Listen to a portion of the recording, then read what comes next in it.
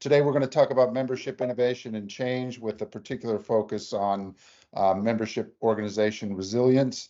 And we'll move into territory that covers associations, pure membership organizations, for-profit entities that have membership models, and not-for-profits and charities. It's going to be a quick flyover of this topic, so bear with me. And please, if you could all put your microphones on mute.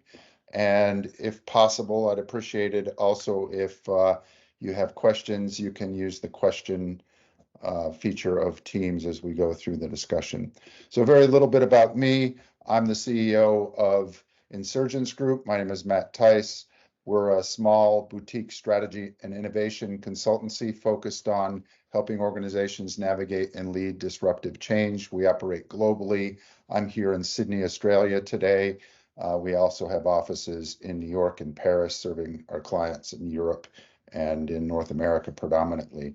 I'm also the national chairperson for ADHD Australia, so dealing with the challenges related to charities and membership are part of my kind of other life as a board member and as a chair. So I've got a perspective on this. Over the years, we've worked with probably somewhere between 40 and 70 membership charity organizations around the world, and probably I would describe as the set of challenges seem to be very common. So I thought it'd be interesting to share some of our experience, particularly in the arena of membership today. So the good news is that in particular in Australia and in North America, 2023 was a fantastic year for membership organizations, with many or most membership organizations reporting either significant growth or at least stable growth coming out of the COVID situation. To year end 2023, we have data here that suggests that charities have posted about a 6% growth in membership, with industry associations posting a net, sort of a net increase of over 8%, and professional associations a bit over 6%. So quite strong growth, and even stronger in North America, with very significant growth coming out of the COVID period. So that's the good news.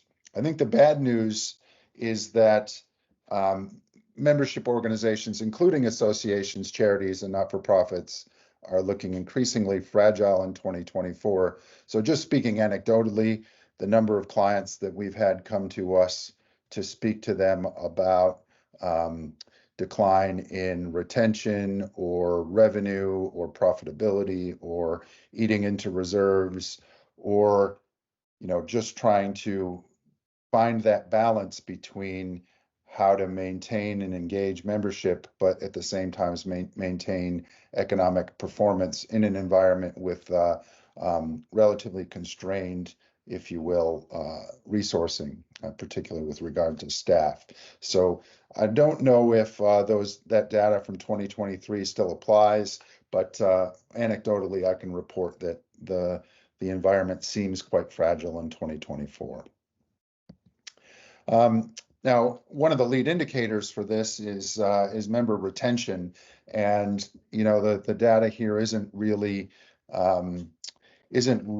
clear in terms of the retention trends. So generally, we look at retention as kind of the main economic driver of membership organizations, and historically, that number for most associations would have been kind of a median or about between 85 and 90%.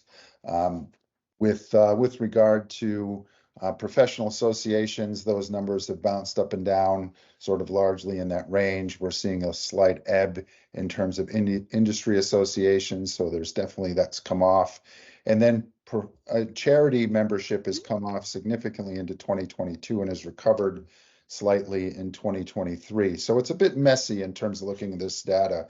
And I think it's important just to recognize that we don't have a perfect understanding of, at a macro level, where we're at in 2024. But I think the tea leaves suggest that potentially Retention will come off a little bit in 2024 as we have as the economic conditions continue to persist, but we'll see how that plays out. Perhaps a more interesting view of that is why are members churning for those that are churning, and increasingly that churn is driven by economic related budget constraints, which are the primary reason for churn. But also, and I think it's more interesting, perhaps, this idea of lack of perceived value of membership. And there's a lot of nuance there in terms of what might be driving that, and we'll explore some of that as we go through this afternoon's discussion. But ultimately, lack of perceived value speaks to how members view the offering of their membership with a particular charity or association, and to what degree does that offering overcome the fees that are being charged for participation. Now, we know very much that every membership organization has a slightly different way of expressing that value, but again, we'll explore that a little bit more.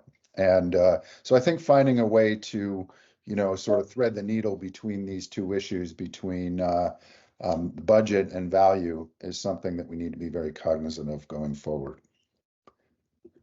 Another key factor, and this is a small one, and to be fair, this is American data, but there is some indication that across the board, there's a bit of ebbing of trust in not-for-profits in particular, not necessarily associations, but whilst that ebbing is significant, it's certainly also not-for-profits, and also other data suggests that associations have a very strong view by society and consumers as trusted institutions. But it is interesting just to have a look if there is a bit of an ebb there, we need to pay attention to that.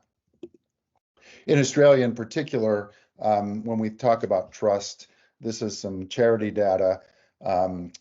We talk about trust, really, that the key factors really boil down to transparency.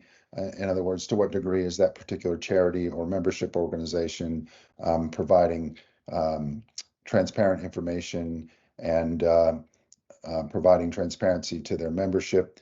Integrity, of course, reputation, and increasingly delivering strong outcomes in terms of impact is a growing factor as well. So, the degree to which we're anchored to deep trust with our membership and society is really important, and that will persist. Now, shifting gears a little bit, membership itself is changing, and there's lots of factors that are driving this, and I want to explore these a little bit from a perspective of a member, and this could be a B2B member or a B2C member, kind of consumer membership or business membership, but overall, there's significant changes in consumer behavior across the economy, and that has spilled over into membership in terms of how consumers are both consuming membership as an offering, as a product, but also engaging with membership organizations as affiliates or as participants. So let's explore this a little bit. Well, first of all, membership is no longer for member organizations. So in particular, there's been a very significant proliferation of member or subscription models across the economy, driven by a number of factors, but in particular, the sort of subscription revolution, which has taken hold in everything from razor blades to software as a solution providers like Microsoft and SAP and others, to virtually every other part of the economy, streaming services, et cetera, et cetera. So the idea that membership is both a product and a service, as well as something that people to aspire to engage with, is really different. Whereas, 10 years or 20 years ago in the pre-digital era, membership was membership and product was product, and those two have definitely started to overlap. And as we're sort of evolving to reach a new equilibrium in these sorts of services and offerings, the challenge for membership organizations is that for-profit commercial organizations are increasingly hoovering up the mind share of of membership from consumers. So consumers then inevitably start to experience what we describe as subscription or membership fatigue, or membership saturation, in a sense that there's only so much room in the market for, or at least in the wallet for memberships in the consumer's mind. And you can see here the data from this is an HBR snippet here from America that suggests that it's almost $300 a month on an average of 12 paid prescriptions per consumer. So that number keeps going up and up and up, and eventually that will reach a plateau, pushing pushing the limit where additional memberships become more and more difficult to bring in. I already mentioned the trust. And consumer behavior is changing as well, because, as we get more and more sophisticated in terms of both the offering that we experience from products and services across the economy, we expect that same high level of performance and polish of our membership organizations, and often they're not resourced to be able to deliver that sort of that polish and product performance that we might be expecting in other areas. But that's making consumer behavior play a key role in terms of how membership mentality and mindset is shifting along those lines as well. Additionally, there's a significant generational shift underway at the moment as well, where the Gen X and baby boomer generation are starting to give way. They're much more traditional in their view of membership models, and that is evolving significantly, where the younger generations from Z down really are much more native to membership models, and consequently that's playing a key role. So we expect that members will evolve significantly, and the real question is, to what degree are our membership organizations and associations keeping up with that? And we'll talk a little bit about the case for thinking differently about how to engage with members going forward in a minute. Now, this is a chart that some of you I know have seen, but this is a member-oriented view of some of the trends that are affecting the world of membership at the moment, and it's a very complex environment. You can see on here the sheer number of things that member organizations have to deal with, and that complexity and the need to kind of decide which of the trends are really going to affect us and when, and how to grab opportunity from the smash up of these trends is really important. So in the post-COVID world, I mean, obviously during COVID we saw kind of a split in terms of consumer B2C memberships increased in certain categories. Virtually everyone has a Netflix or an Amazon Prime sort of membership, and then professional association membership really had a big strong bump during COVID as their members were trying to understand how the COVID environment was going to affect the industries in which they're operating. That's played a big role, but now we're kind of normalizing to a post-COVID world, which is in many ways so much more complex, with significant and severe labor constraints, more complex regulatory environment, a very tricky economic environment. As I mentioned before, more substitutes available as commercial organizations start to encroach into traditional membership models, the role of AI, and certainly many, not most, but many associations, charities, and not-for-profits that we've come across have really struggled to maintain their traditional revenue sources. So the need to kind of diversify and think a little bit differently is really important. And the rise of an impact as well, that now we're starting to see that not only are membership organizations needing to be much more disciplined about return on investment, we're finding commercial organizations now looking at return on impact. So that Venn diagram of commercial and association membership sort of overlapping again is really important as well.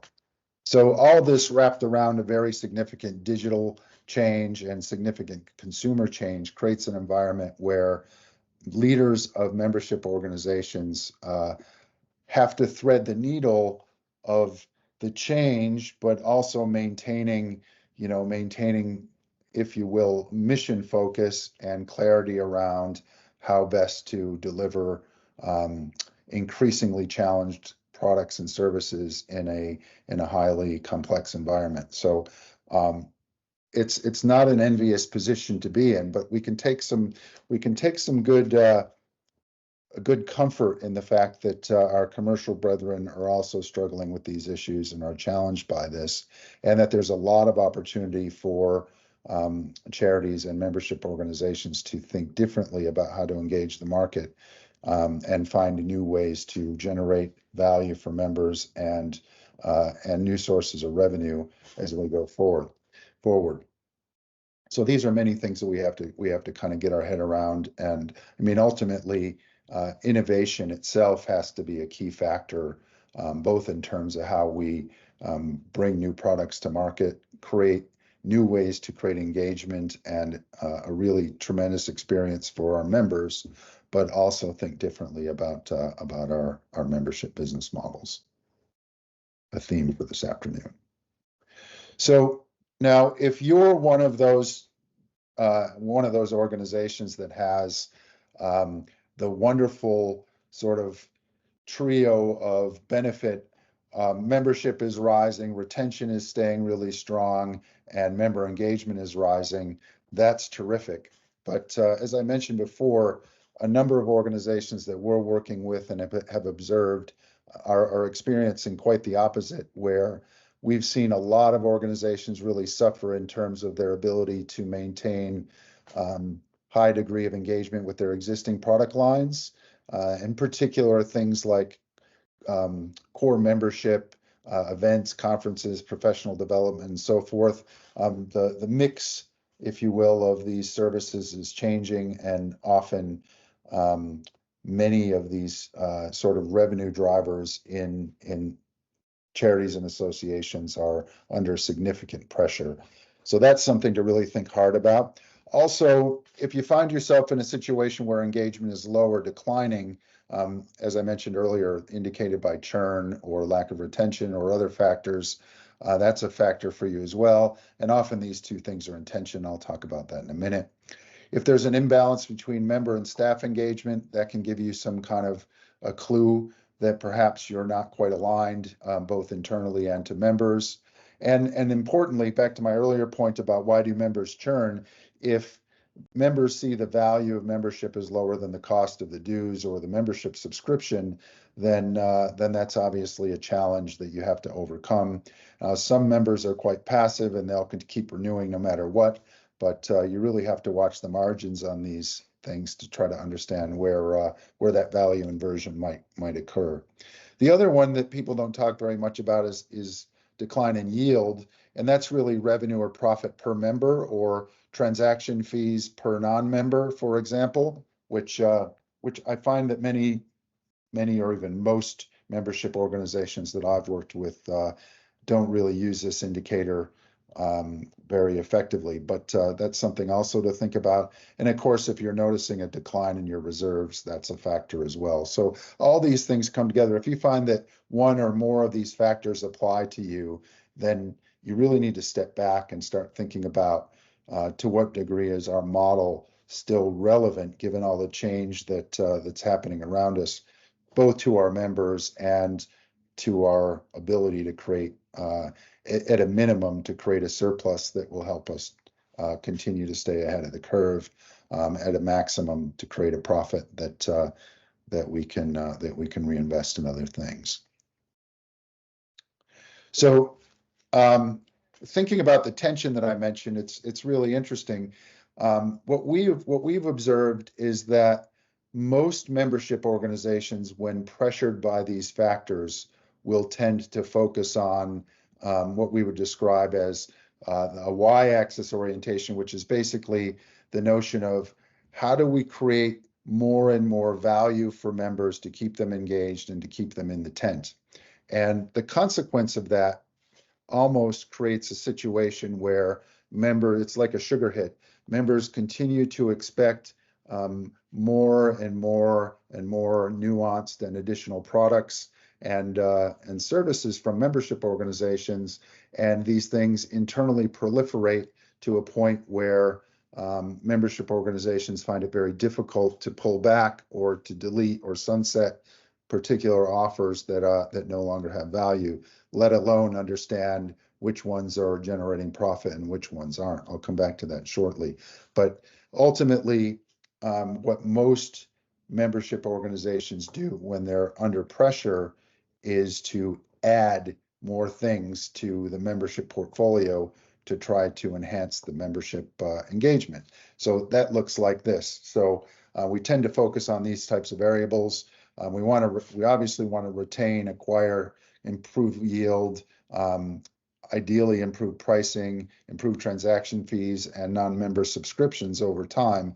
And how that happens is largely by creating quote unquote more value for members. And how that sort of translates into the member proposition is a situation where member confusion increases and organizational cost also increases, often reducing the resilience and the performance of those associations, and certainly not-for-profits. Now, the tension here is between providing great services to members, but also maintaining and enhancing the experience for members and driving additional engagement. And what that looks like really is, the degree to which members are engaged, and that might be measured through your Net Promoter Score metrics. Is the member experience sort of enhanced? Is it better? Is it aligned with what their expectations are in the wider market? Are members participating in the way that value is being created by the association or the charity? And to what degree are they sort of deeply engaged and involved or co-creating how that value is created? So the tension here is that really ultimately, as we evolve as a membership organization, we have a bias towards engagement and experience, the Z-axis. We have a bias towards piling more and more products and services on to try to maintain that engagement. But at the same time, those two things come together and can create both member confusion and additional cost inside the model, which then can essentially erode the focus of the membership organization, reducing, ironically, the overall experience for members. So that's a bit of a trap that many membership organizations fall into. And unfortunately, many of these organizations don't pay very close attention to thinking differently about how that value is created. So the idea of having a membership organization business model or membership model is something that often doesn't get very much attention from leaders of membership organizations, or they're unable to connect the idea of the membership model with the business model and how that value is created for members. So consequently, what happens is when things are difficult, or when retention is down, or reserves are being chewed into, or the revenue is down in certain product categories, the temptation is to add more and not to step back and revisit the business model.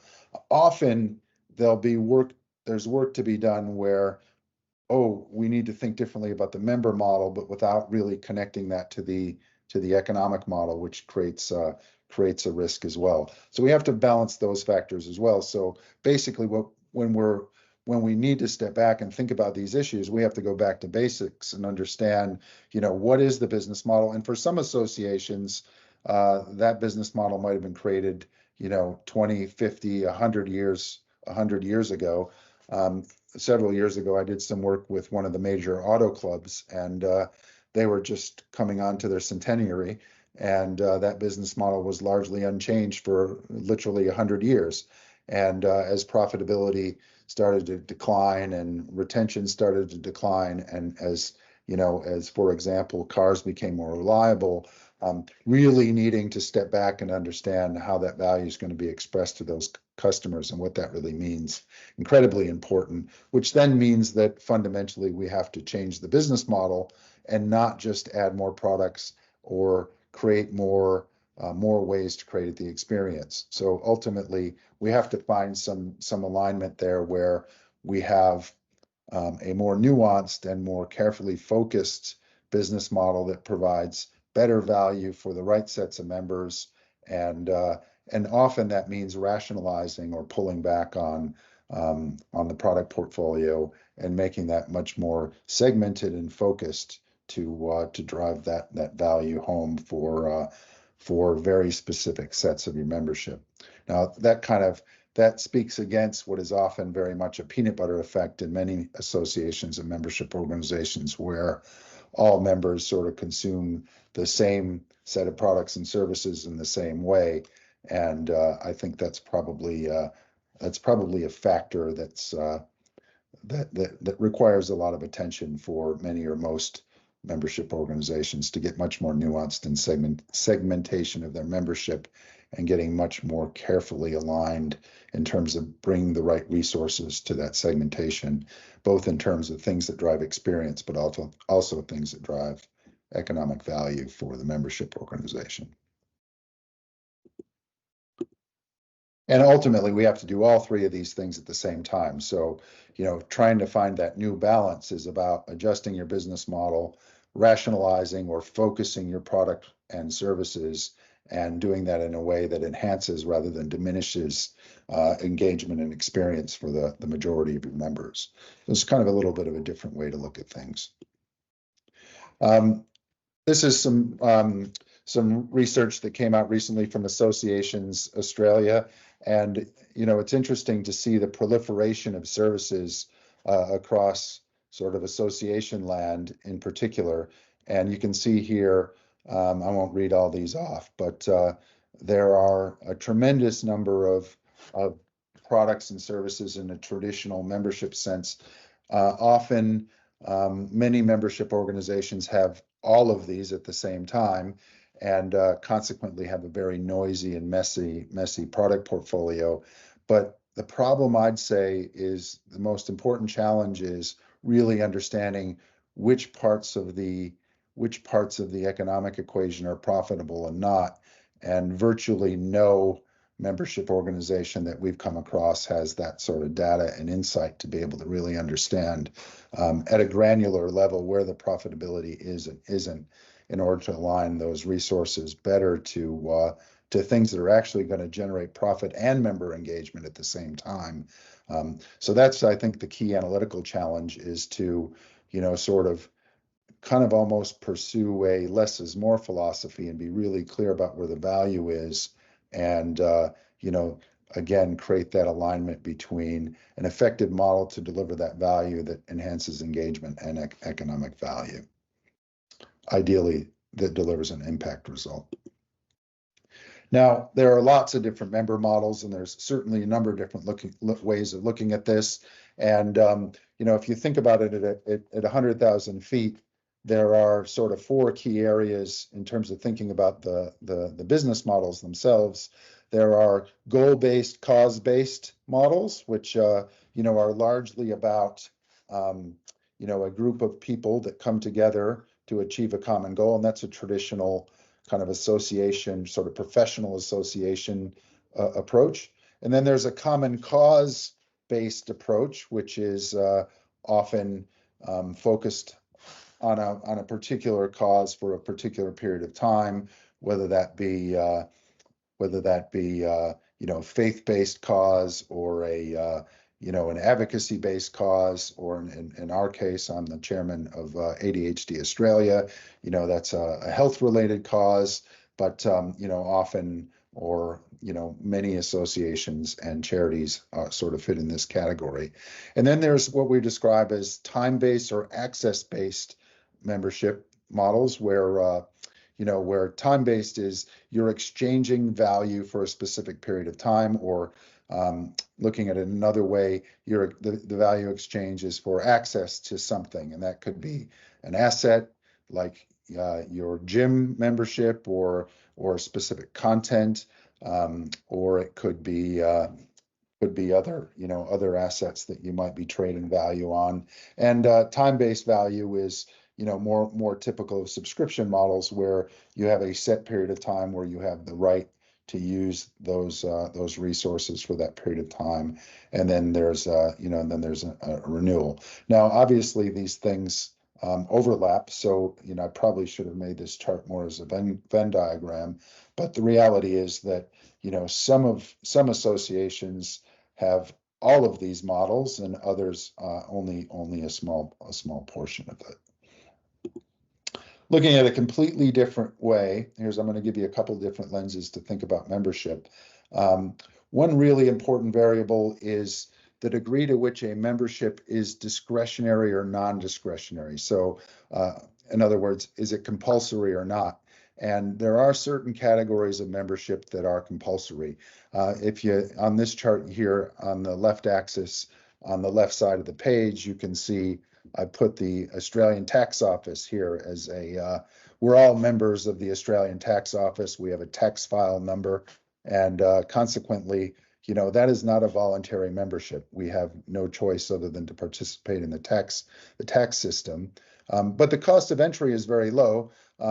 However, we have to pay taxes, which can change. The cost of maintaining your membership can be very high. Another example of non-discretionary would be professional associations, where you must participate in the association to maintain your status as an accredited professional. So engineers or lawyers or accountants or certain categories of medical professionals fall into that category. So I have the RACGP listed here as an example.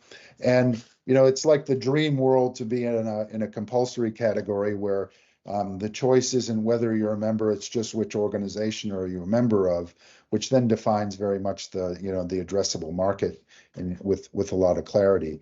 And then we have what I would describe as completely discretionary memberships, which would largely be things like low value ones might be your Qantas Club or business rewards from Qantas, or there's lots of these sort of membership organizations for very discrete member benefits, or high value ones that are non-discretionary might be non-professional organizations that are or associations that charge a very high fee to participate, and then consequently you still can choose to participate or not, but there's such an exchange of value, either in terms of advocacy or influence, that you feel a need to participate.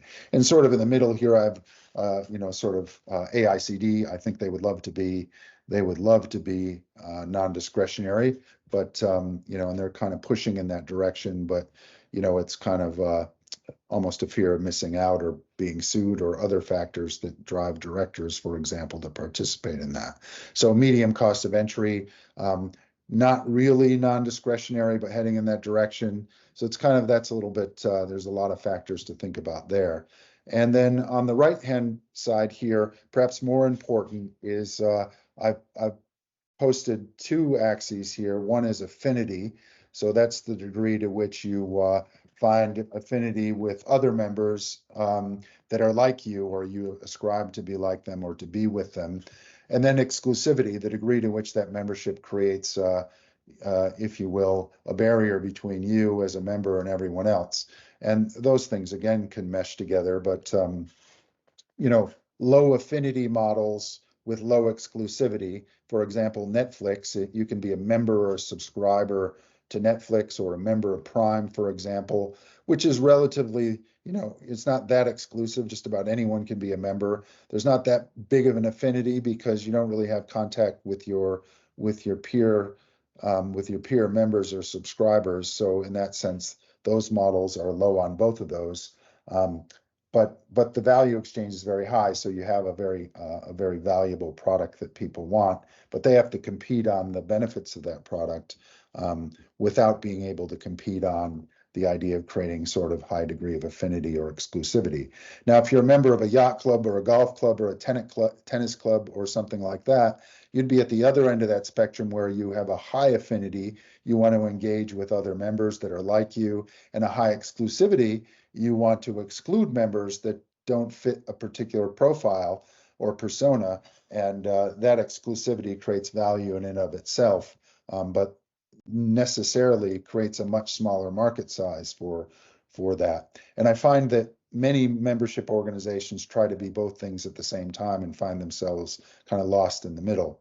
An example here of a more nuanced approach, for example, is the American Express Platinum versus the Black Card. The Platinum Card is available to anyone that wants to pay the fee, but the Black Card is only available for those that have a certain degree of income and status. And that creates that kind of scarcity value that then drives up the overall value of that membership. And of course, the fees charged are much higher. And a high affinity but low exclusivity model might be your sports club.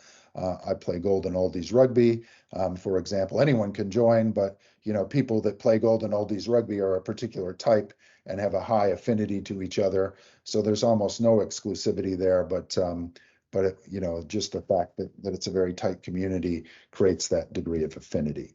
So understanding where your membership organization fits is really important, because the type of business model that you'll pursue is equally related to how you fit on these axes here.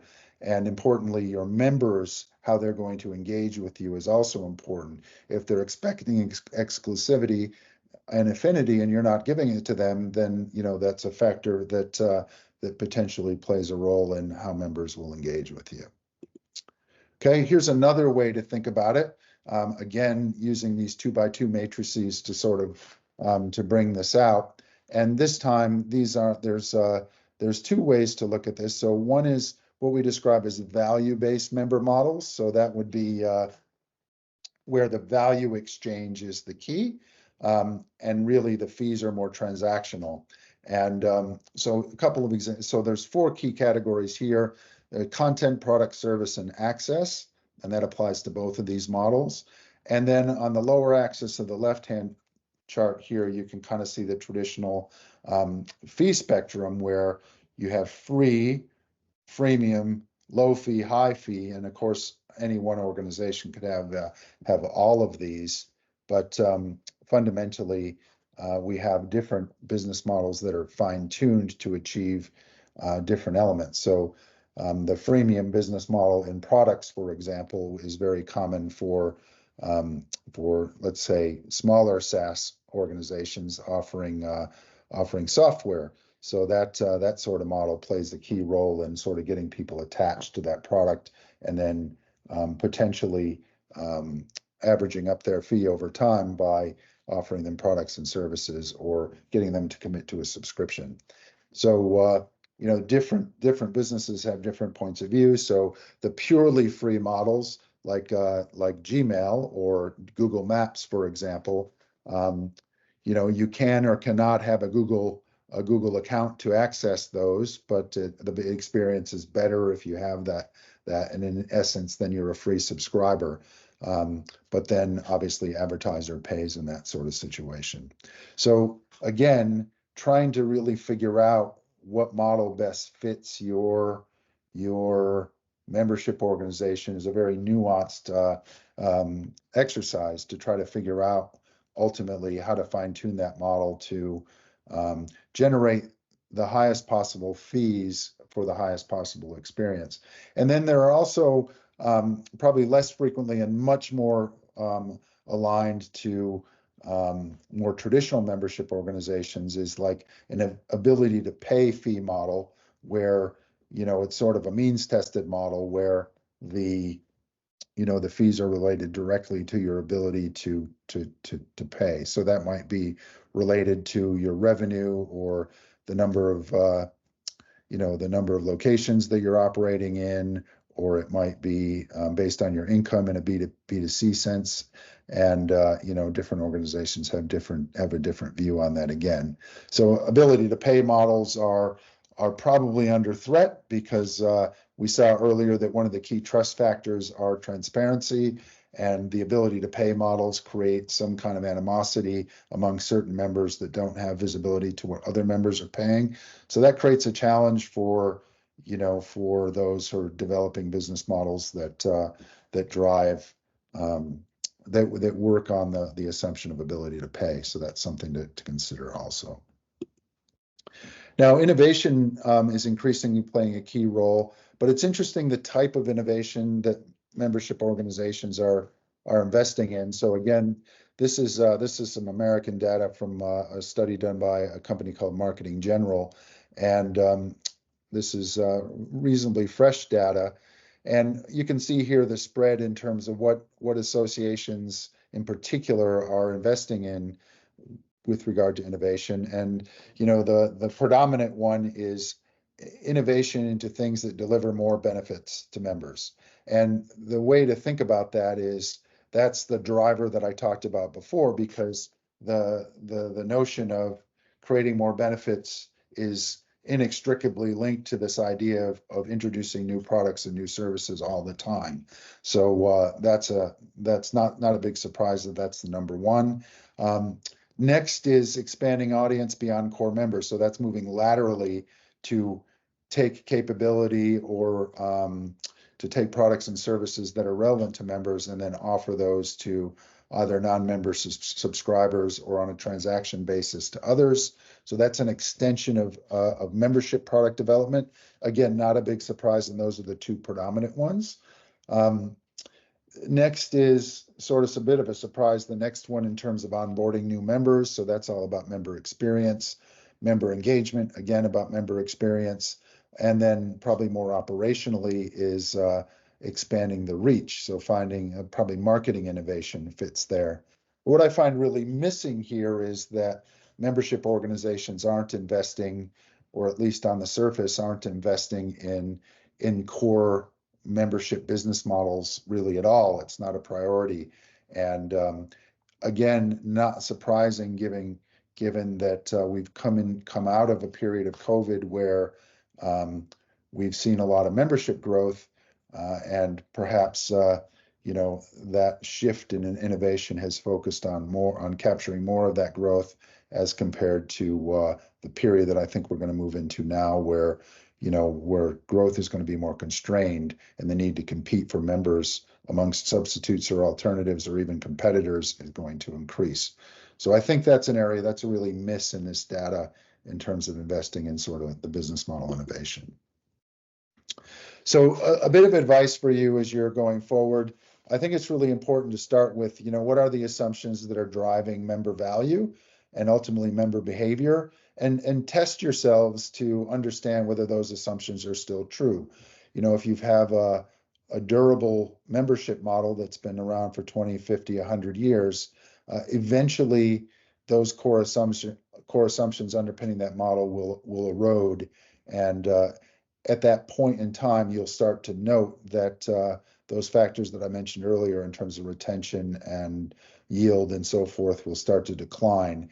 And that's when you need to step back and really understand to what degree are those assumptions still valid. Now, many of you probably have very little awareness of what those assumptions are. So it's a high quality exercise to try to surface those and better understand them. I mentioned earlier the trends. That noisy slide that I shared with you before, deliberately noisy. Really, I think that membership organizations tend to be much more lazy than their commercial brethren in terms of understanding how the world is changing and how the membership organization can sort of decant opportunities out of that change. And I would suggest that with all of the change brings lots of opportunity, and putting more effort into deep strategic thinking around how those trends bring those opportunities to the forefront, both for members, but also in terms of creating impact and economic value for membership organizations is really important as well. Next is, of course, your member needs to play a key role. And I'm actually, most associations and many charities have very strong connections to their members and to their constituencies, but often don't really bring those members into the tent in a sense of getting them to participate in how value is created, or using them in a much more meaningful way as either volunteer resources or using them in other ways in terms of their networks. I think that's also a missed opportunity, and I think that, ultimately bringing the member closer to the organization and utilizing the talent and the capability of the membership creates a situation where they're much stickier relationships, and that drives down churn, and potentially also drives up referrals. So that's, I think, also really important. So potentially that's something to keep your mind attuned to as you're heading into this next year's strategy process. I mentioned it a few times. I think the key question here is your member and business model fit for purpose and resilient to the change that's coming? For some of you, the answer will be yes. For many of you, the answer will be no. So, stepping back and really having a hard look at that, I think is extremely valuable. And if you're not doing that, it's something you need to check in on, probably every 18 months in this environment at the minimum. But again, without a disciplined effort to really understand that model and the degree to which that model needs to evolve, given the change that's around the corner, very important. This is something I feel very strongly about, and I find that many, again, data analytics, whilst reaching maturity in the commercial sector, is only now kind of bleeding its way into not-for-profit boards, executives, and management teams. And I think what I mentioned before, really understanding how what story the data tells us in terms of where's the profit and the engagement, and how do we align resources to those things to generate more value. Incredibly important, but a very data-driven exercise. Many or even most associations and charities have a relatively low degree of understanding of product or member profitability at a high level, let alone how that aligns to the other drivers that I've just mentioned. So again, capability that's really important to build. Already mentioned, but I thought I'd bring it up one more time, this idea that inevitably, as you keep chasing more and more member value, you're going to create a situation where, like peanut butter, you're spreading your resources very thinly across too many products and services. So the idea of life cycle managing that portfolio of activity is incredibly important, and having the courage to be able to cut off certain things. And sure, it's gonna blunt the nose of a board member or a member somewhere, but ultimately many or most associations carry significant unprofitable products, and a significant number of unprofitable products, and that persists, and they can sort of paper that over with lots of excuses. Oh, it drives engagement, or it drives advocacy outcomes, or whatever that might be. But the reality is, we got to let the data tell us the story. We have to be willing to walk away from things that don't generate impact and value. Again, innovation should be something you're really focused on. I think that most charities and certainly associations have a strong innovation DNA from a product and service point of view, but I would describe it as relatively undisciplined in terms of their approach to that. So there's a lot of opportunity to bring commercial standards of engagement and experience into the membership world, and and to focus more attention on that. And you saw the statistics earlier, so that's a key factor as well in terms of your go forward position. And of course, in that same vein, artificial intelligence, amongst a number of other trends, plays a key role, or could play a key role, in helping you drive more efficiency, in particular inside your association. For example, automating certain member engagement use cases, automating marketing, reducing the cost of some of your operational and admin, so that you can redeploy that resource to more high value added advocacy or more high value added engagement use cases that require much more high touch personal contact, and better leverage your own internal resources. Same could be said for offshoring and other things. I find in general that associations tend not to use these resources very much, or tend to be very slow to adopt them. So there's opportunity here that perhaps we should focus more attention on. And last but not least, being really clear about, what are the capabilities required to take your organization forward. I find that associations and charities tend I tend to be very reluctant to separate staff that don't fit the capability profile that they need, and consequently continue to stretch existing staff more and more out of their areas of expertise or comfort, which then erodes staff morale and ultimately creates that mismatch potentially between staff and member engagement. And service profit chain thinking sort of suggests that if your staff is unhappy, eventually that will bleed into your membership engagement. So, and that's really largely a function of all the good things about leadership, but also making sure that you've got the right team that's appropriately resourced to achieve what you need to in the future. So again, I find that many associations and charities are quite weak in this area. How can we help? Well, our focus is strategy and innovation, and we do a lot of work in particular in business model design and member model innovation with charities and not-for-profits and large and small associations and member organizations to help reformulate these models to improve impact, member engagement, profit, and long-term resilience. And that brings together a combination of skills in terms of leadership, innovation, and strategy to make that happen, and then a strong execution bias to bring it to life. So my details are here if you'd like to reach out. We have recorded this session, and we'll make it available as a follow-up, and certainly reach out if you want to discuss any particular aspects of the talk in more detail. So we'll be in touch, and thanks so much for joining us today. Enjoy the rest of your afternoon, and we'll look forward to hearing from you soon.